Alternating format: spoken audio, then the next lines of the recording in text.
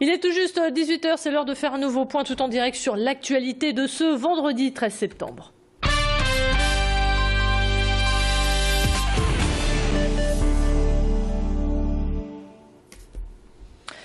À la une de cette édition, la colère des artisans du bâtiment. Ils étaient nombreux ce matin à défiler et à organiser des opérations escargots sur la métropole lilloise. Résultat, la circulation était très compliquée sur la 1, la 25, la 22 ou encore la 23. C'est la deuxième fois cette année que les artisans descendent dans la rue.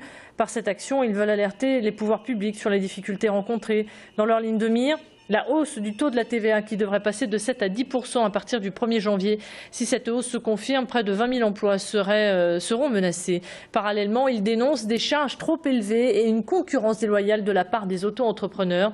Et les différents cortèges se sont donc réunis place de la République en espérant être reçus en préfecture. Une mobilisation qui traduit un mal-être du secteur. Idil Gunaï et Valentin Boudet étaient sur place. Le maintien de la TVA à 5% au lieu de 7% pour tout ce qui est travaux rénovation, alors qu'on nous l'annonce à 10%. D'autre part, nous souhaiterions une réglementation plus appropriée des auto-entrepreneurs qui nous font une concurrence déloyale, même droit, même devoir. Une réglementation de plus en plus stricte pour nos entreprises qui nous oblige à une paperasserie énorme. Et de plus, il est indispensable que les banques puissent nous soutenir. La négligence d'une agence d'intérim peut amener à requalifier un contrat. Anthony est en train de vivre cette expérience. Il a été embauché via une agence d'intérim pour travailler chez Transpol en tant que chauffeur de bus. Seulement voilà, Anthony a travaillé du 1er au 6 septembre sans avoir signé de contrat de travail. L'agence, réalisant son erreur, lui aurait demandé de le signer, le tout sous la pression. Même si Anthony a refusé, une douzaine d'intérimaires a accepté de signer un contrat antidaté. Se trouvant dans son droit, Anthony réclame aujourd'hui un CDI. Soutenu par Force ouvrière, il veut également que soit reconnue la malveillance de l'agence d'intérim et celle de Transpol. Je vous propose donc d'écouter tour à tour Anthony et les réactions du directeur de cette agence d'intérim. Agressivement, on a insisté pour signer un contrat que j'avais proposé de prendre sur moi et de réfléchir par la suite si je le signe ou pas. Et de là, on m'a dit que je roulais sans contrat de travail, que je n'étais pas couvert. Et qu'en cas d'accident, j'étais pas couvert. Donc je fais quand même un métier, certes en intérim, mais pour la personne. Je conduis des autocars ou des bus accompagnés de personnes, d'enfants, de personnes âgées aussi. Et en cas d'accident, ce qui se passe, c'est que je n'aurais pas été couvert aussi par aucune des sociétés, que ce soit Domino ou Transpol. Donc depuis cette date, on est le 13, j'ai roulé sans contrat de travail. Et nous, on reste ouvert, on reconnaît que c'est son droit, donc s'il veut utiliser son droit, il peut l'utiliser jusqu'au bout.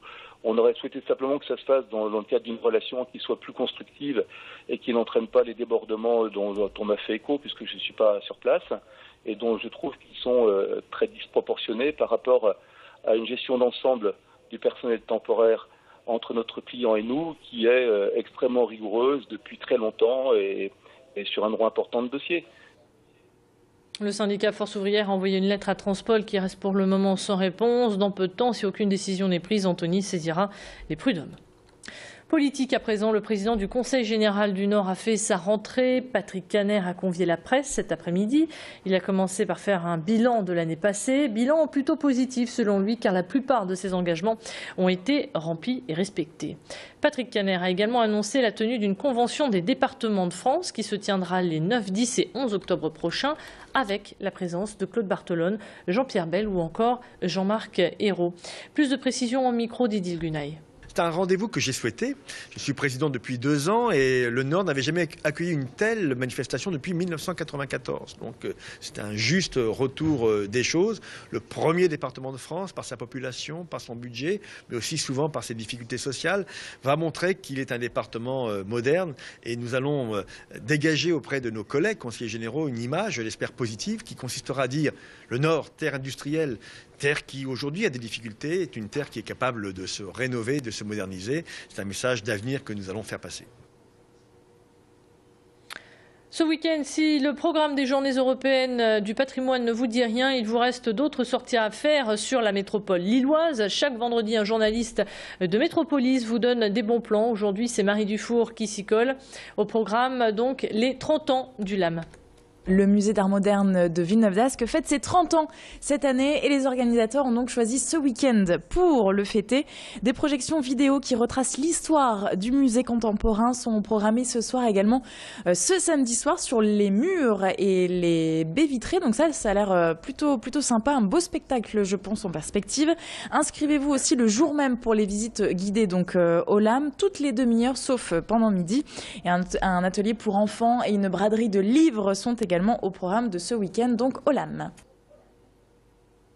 Et autre idée de sortie pour refermer cette édition, pour être tendance ou in, comme disent certains, direction la 5e édition des 48 heures maison de mode qui se déroule en ce moment même à la gare Saint-Sauveur de Lille.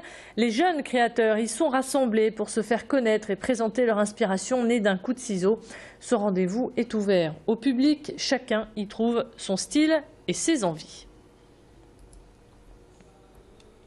Et c'est sur ces belles images que nous refermons cette édition. Merci de l'avoir suivi. On se retrouve dans un tout petit instant pour faire le point sur votre météo et sur vos conditions de circulation.